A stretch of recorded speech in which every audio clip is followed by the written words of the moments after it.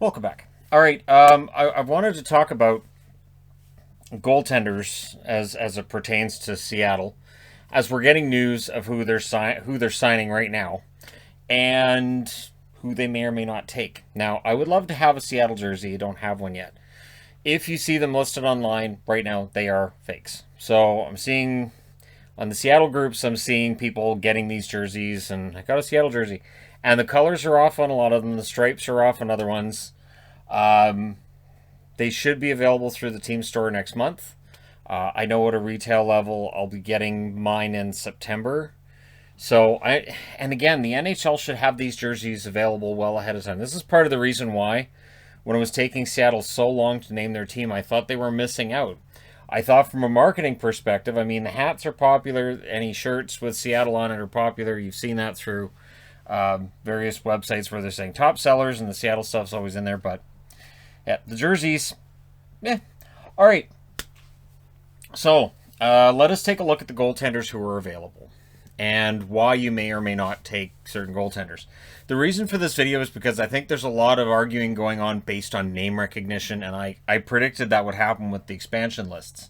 So these are in no particular order, right? So we'll start with Edmonton, where neither Smith nor Koskinen are protected. Smith is an unrestricted free agent. There's talk about the Oilers re-signing him after this process is done. He had a record of 21-6-2, 923 save percentage, 2.31 goals against. On a one-year contract, I think Smith is a good signing. I do. And I would not be surprised to see him back with Edmonton. Again, a one-year deal? Sure. There have been rumors of a 2-year deal and maybe $5 million per, but until that actually happens, we don't need to have any panic, do we? Koskinen, 13-13 this year, 899 save percentage, 3.17 goals against. He does make $4.5 million. That's his cap hit. He is 33. So the odds of him having a huge bounce back season, not great. And I understand why the Oilers didn't protect Koskinen. The idea being if Seattle takes him, it kind of helps him out. But I do think he can have a bounce back season as well. He did have that game where he allowed 4 goals on 4 shots against Vancouver. But goaltenders have bad games. And again, his numbers, not great. But, we'll see. We'll see whether or not Seattle decides. I don't see him being the pick from Edmonton. There are other choices from Edmonton that are better picks. Then we get into Vitek Vanacek, who I think gets taken.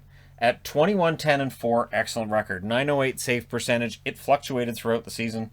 2.69 goals against. But he only makes $716,000 in cap. 25 years of age, and he's a restricted free agent next year. So this is where I think it gets really interesting, right? Vanacek would be a solid pickup for them. So if they decide to go the Carey Price route, you can add Vanacek for $716,000 in cap space, and you probably don't need to move anybody when Carey Price is back if that's the route you take, right? Kakinen, 16-8 record, 902 save percentage, 2.88 goals against. At certain points during last season, there was talks about him in contention for the Calder. He ends up falling off at the end of the season, but good goaltender. $725,000 cap hit. He's 24 years of age. I have an asterisk next to his name because I think he'd be an excellent pickup for pretty darn near the same reasons I said with Vanacek. Up and down years, not that unusual for first-year goaltenders. And, I think of the two, I kind of like Kakinen better, but I could understand if they took Vanacek as well. But it feels like for Seattle, they're going to be taking a number of goaltenders, probably 4 or 5. Why not take both? Why not take Vanacek and Kakinen and then move one? Decide which one you like better and move the other one. And you don't have to move them now. You can move one during training camp when teams might be a little bit more panicked about their goaltending. Driedger, 14-6-3 record, 927 save percentage, 2.07 goals against. His numbers are the best of any goaltender available. So he's signing with Seattle. Apparently it's a $3.5 million a year deal over, I think it's 3 years. Solid and not too bad for a goaltender cashing in on what was an excellent season for him.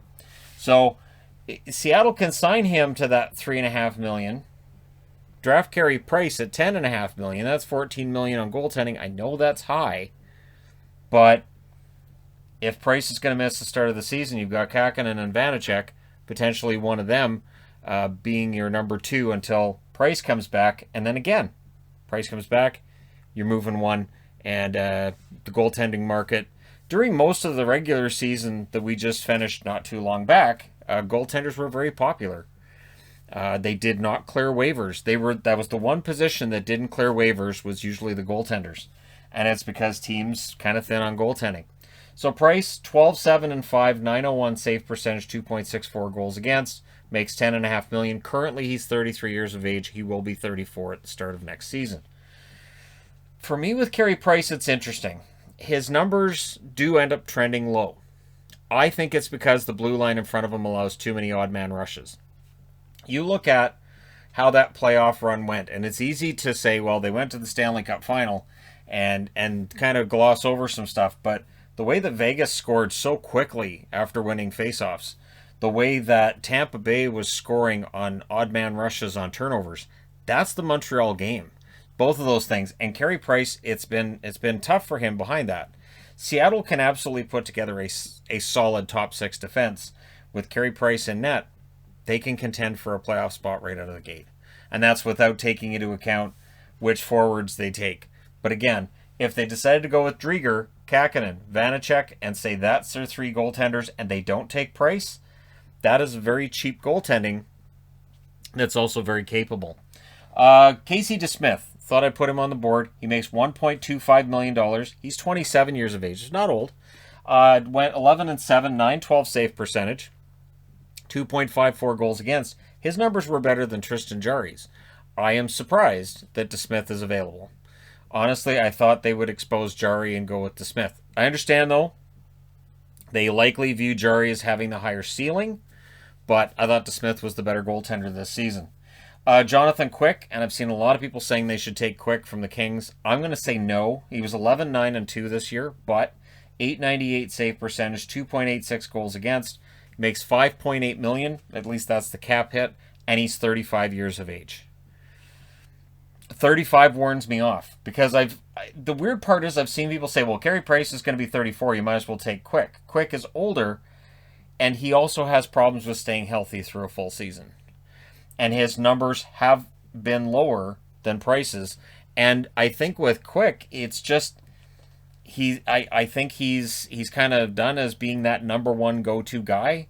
So if you're saying, well, they should pick up Quick, I don't know. I don't think that would work. Price has shown he's still a starter. Quick hasn't. Matt Murray, fascinating. Too high of a cap hit. $6.25 million. He's 27 years of age. He is young enough to bounce back. He had a really rough start to the season in Ottawa. It got better towards the end, but still, 10-13-1, 893 save percentage, 3.38 goals against.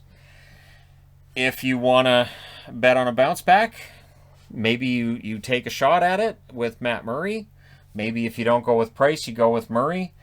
One thing you have to look at is, like, I'll go back to Casey DeSmith for a moment here. They're not going to take DeSmith. There are better options out of Pittsburgh. With some teams, there aren't. It's one thing with Carey Price. Who do you take out of Montreal? It's not a fantastic list of exposed players from Montreal, which is part of the reason why you might be more likely to take the goaltender.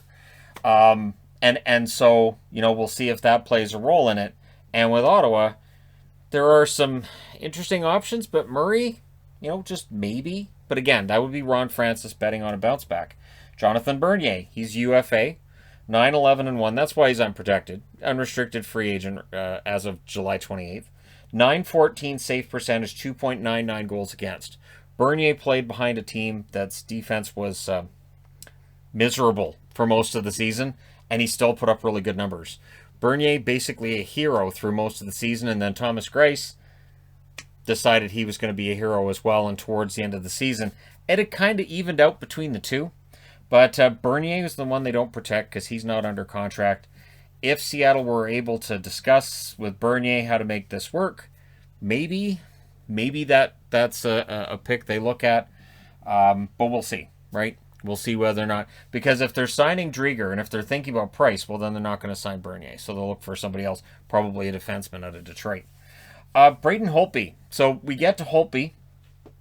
And Holtby's numbers with Vancouver, 7-11-3. 889 save percentage, 3.67 goals against. His numbers are the worst on the board. and he makes 4.3 million. He's 31 years of age. Now, what hurts Holtby is when he signed in Vancouver, he was coming off of what was a poor season statistically with the Capitals.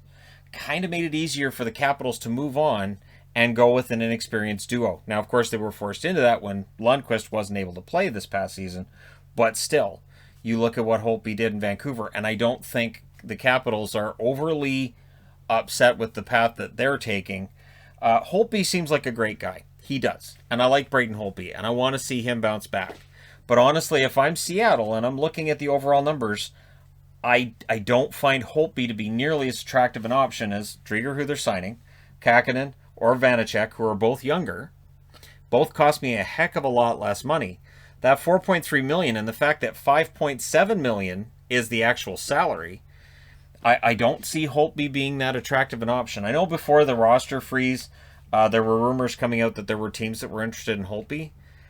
Honestly, if Holtby does get moved after the roster freeze is done on Thursday, I think the Canucks probably have to retain some of the cap.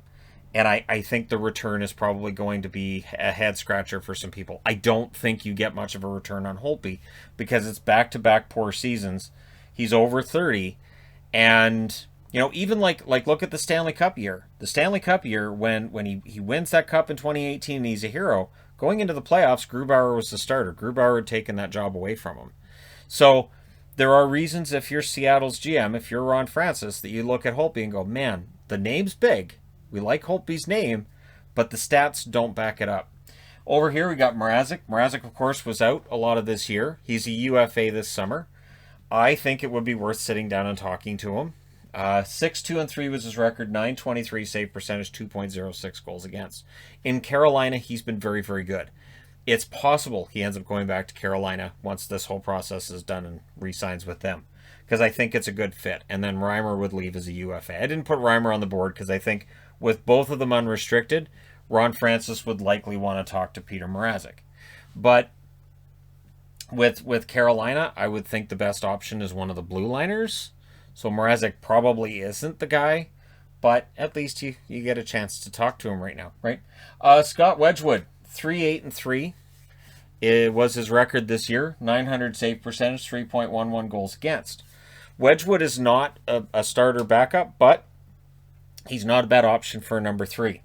$825,000 is his cap hit, and he's 28 years of age. And again, when you look at the list from New Jersey, it's not a fantastic list of players.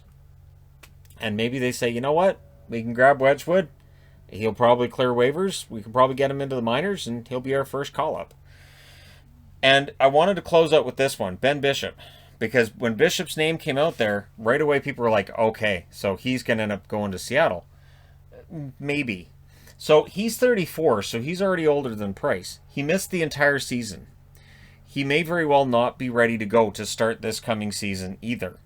It's sort of like the Price situation, but worse, because we don't have any stats from Ben Bishop over the last 8-9 months, right? Since the Stanley Cup final against Tampa. And we don't know how beat up Ben Bishop is. But we know this. While people argue that Price gets hurt a lot, so does Quick, and so does Bishop. Bishop gets hurt a ton. At a $4.9 million cap hit, it's lower than Quick or Price. But I don't think I would be grabbing Bishop if I was Ron Francis. Because there are better, cheaper, younger options. And I think that's the way to go. You can get Price and say he's the face. He's the guy we're going to put forward. And then a few years later, you look brilliant if you've got Kakinen as a starter if he develops, or Vanacek as a starter, he develops into that starter's role.